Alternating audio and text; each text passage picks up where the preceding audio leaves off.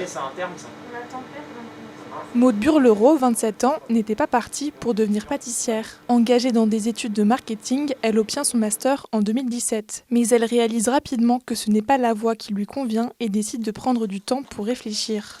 J'ai choisi de partir à l'étranger pendant 1 an et c'est à ce moment-là qu'en fait j'ai eu le déclic et que voilà, je voulais faire vraiment ma passion, c'est-à-dire la pâtisserie. C'est en pâtissant en fait, en faisant un banana bread quand j'étais en Nouvelle-Zélande que je me suis dit il faut vraiment que je me forme là-dedans parce que c'est ça que j'ai envie de faire et voilà. Je suis en alternance, je suis dans un salon de thé à Annecy qui s'appelle Pleure pas Madeleine. Donc voilà, quand je suis en entreprise, on travaille plein de gâteaux différents et quand je suis à l'école, c'est 3 jours par semaine. Par mois en fait, 3 jours par mois. On a des travaux pratiques et puis on a aussi de la théorie. On a commencé par faire des pâtes feuilletées, donc en groupe on est en binôme en fait, on travaille en binôme.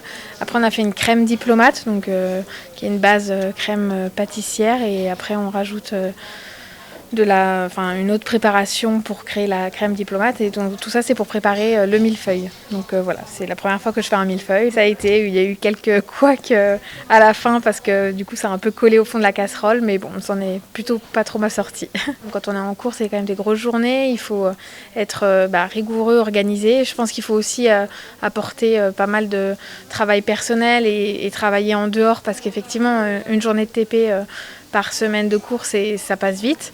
Mais voilà, je pense que quand on est curieux, qu'on aime ce qu'on fait, en fait, ça devrait bien se passer et je suis assez confiante pour la suite. On a une jeune déjà qui est motivée, si on regarde son plan de travail, tout a l'air d'être bien organisé. On va dire déjà c'est des bons points.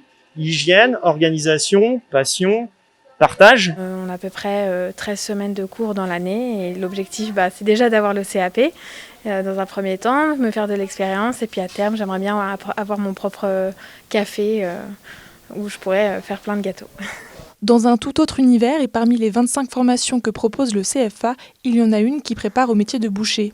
Une profession dont rêve Côme depuis tout petit. En CE1, en fait, je suis allé à une boucherie en fait, qui élevait leur porc et tuait leur porc pour vendre. Tout était légal, bien évidemment. En fait, ça m'a intéressé. Je me suis dit. Après, j'ai visité une ferme aussi. Ça m'a aussi beaucoup aidé. Puis j'ai toujours apprécié, quoi. C'est une passion. Bon, j'ai eu un peu de problèmes avec les gens qui disaient ah ouais, il veut faire boucher. C'est pas. Non, moi ça m'a toujours plu. Et maintenant, c'est ce qui me plaît encore. C'est un travail minutieux, on dirait pas comme ça, on a toujours l'image du boucher avec plein de sang et tout ça. Il faut être précis dans ses mouvements et tout ça. Et on a différents couteaux pour différentes tâches. On a le plucheur pour enlever la peau névrose et tout ça, le gras. Et on a le désosseur pour enlever les os. Et on a le trancheur pour couper dans le client les escalopes et tout ça. Parallèlement aux cours pratiques de préparation de la viande, une grosse partie de l'enseignement est consacrée à la théorie. Les apprentis doivent être en mesure de contrôler la qualité des viandes, vérifier leur traçabilité, respecter des règles d'hygiène strictes et être aptes à assurer le conseil et la vente des produits. Au début, ça a été compliqué d'apprendre par cœur. C'est minutieux, ça demande vraiment beaucoup de concentration. Et si on n'accroche pas dès le début, ça sert à rien pour après.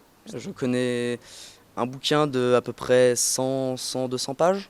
J'ai aussi fait des fiches de révision pour mes collègues au cas où s'ils s'en sortaient pas. Je leur demandais est-ce que oui, tu fais une fiche de révision, je t'en fais une, pas de problème. Tout ce qui est théorique, il est très très à l'aise, il a beaucoup de facilité.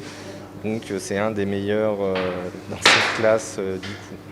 C'est vrai qu'il est très investi même dans ses travaux de recherche, donc c'est très agréable d'avoir des apprentis comme ça. S'il en a l'envie, je lui souhaite de continuer et je pense qu'il réussira sans problème. En 1 an et demi de formation, Côme a gagné en maturité et en expérience. Apprenti salarié dans une boucherie à Mieuxy, il est aussi devenu indépendant financièrement. Quand j'ai reçu ma fiche de paye, j'ai fait mais pourquoi ça... Il me dit ah mais t'es payé parce que t'es au CFA, t'es en première année, t'es un salarié donc je te paye. J'ai fait ah d'accord, bon c'est très bien. Fer de lance de la formation des métiers de bouche, mais aussi de la fleuristerie et de la pharmacie, le CFA de Groisy a su imposer sa renommée. Le fait d'avoir des formateurs de qualité qui ont envie de transmettre à nos jeunes, ça aide à faire la réputation et puis après nos jeunes sortent, ont des emplois, font leur carrière et font quelque part la promotion également de l'établissement. Malgré le confinement, le CFA de Groisy a enregistré des taux de réussite de 92% aux examens officiels du CAP et du brevet professionnel. Une réelle satisfaction pour son président, même si la crise sanitaire a compliqué la recherche des contrats d'apprentissage pour les nouveaux élèves. Fin août, on avait à peu près 60-70 apprentis qui n'avaient pas de maître d'apprentissage.